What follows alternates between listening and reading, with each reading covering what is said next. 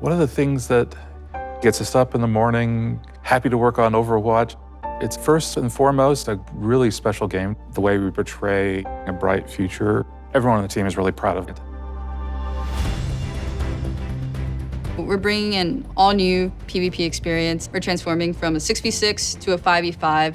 Changed a lot of how we design heroes and actually how we balance them as well. We had to go back and look at all the heroes and all the tanks especially and make sure that everyone fits and works really well in this new paradigm. This newfound importance on each individual player to feel like they can really make an impact on the game. We're trying to obviously maintain the original character's identity and overall silhouette, colors, statements, but also kind of bring something a little bit new. We can make balance adjustments really quick, as fast as our design team sees that there's an issue. Jeff Goodman and the rest of the hero design team have been loving all the feedback coming in. They have tons of awesome ideas about how to change or adjust balance. So heroes like Orisa got a major rework. We're looking at how many barriers are in place. You think about Overwatch, you think of these really protective shields. But we're looking at it from the perspective of, what if she didn't have that? What would that even look like? We're just always looking for great opportunities to change for the better. I'm really excited about how we've refreshed all the maps. I think we've done a lot of great changes, especially for PvP. A lot of our old stuff just looks gorgeous now. We've done a lot with the art and with lighting and shadows and just made stuff pop a little bit more. We also added some options with like daytime, nighttime. I think all of the Overwatch 2 maps are custom recorded in the actual place.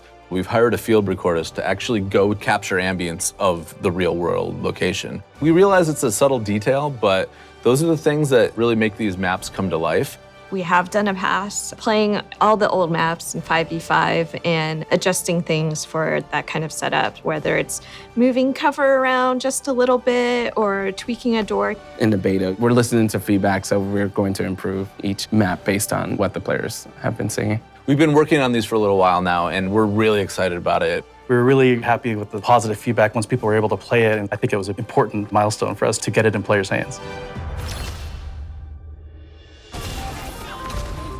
Competitive play is a different thing to a lot of different people. And we really didn't think we were providing enough tools and measures to actually help players out if they did want to improve.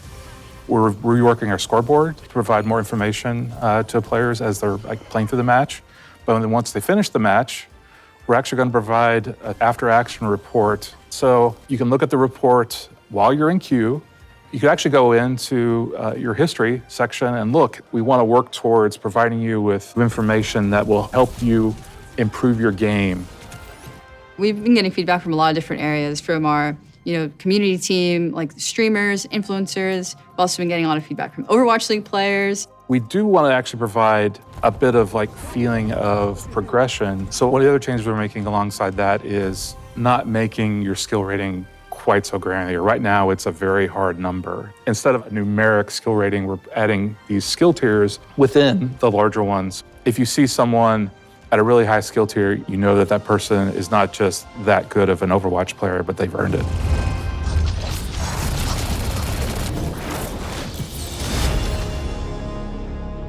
One of the cool things about Overwatch 2 is it has this new push game mode and maps along with it. Push is a PvP game mode on several different new maps. We've been playing it in the beta, and we've actually been using it in Overwatch League as well. And once we started playtesting it, it was kind of an instant hit. There's a level, it has one path that goes all the way through it from one base to the other, and in the middle is TS1.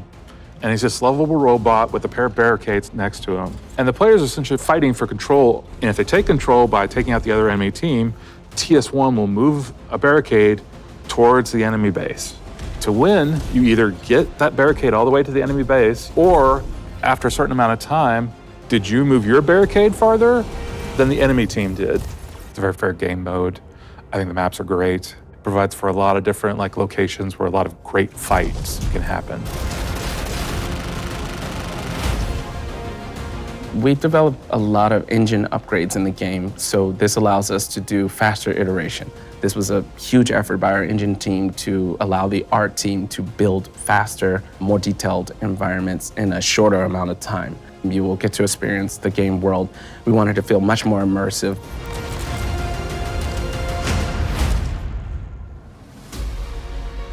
Overwatch 2 is a dream for audio features. It's everything we've ever really wanted to do. We really go into every little bit of detail, trying to find a way that every sound will cut through. When we started on Overwatch 1, we were really focused on the headphone mix. We thought for a PC first kind of game, we realized that people listen to Overwatch in all types of different places. So now we support home theater, Dolby Atmos in the game. Now consoles offer all kinds of new things too, like 3D audio that we're supporting. There's new voice lines, new conversations between all of the favorite heroes, and we have so many, there'll be more that'll just come to the game over time. We've written 25,000 voice lines for Overwatch 2. Going up. So tons of new features, and the reality is that Overwatch scales even beyond that, all the way up to giant sports arenas for our Overwatch finals. Everything you like about Overwatch, you're gonna get that in Overwatch 2, but even more. We're really listening to that feedback. A lot of it we felt like, man, we really think this is gonna be super fun and we just need people to be able to play it. October 4th is really just the beginning.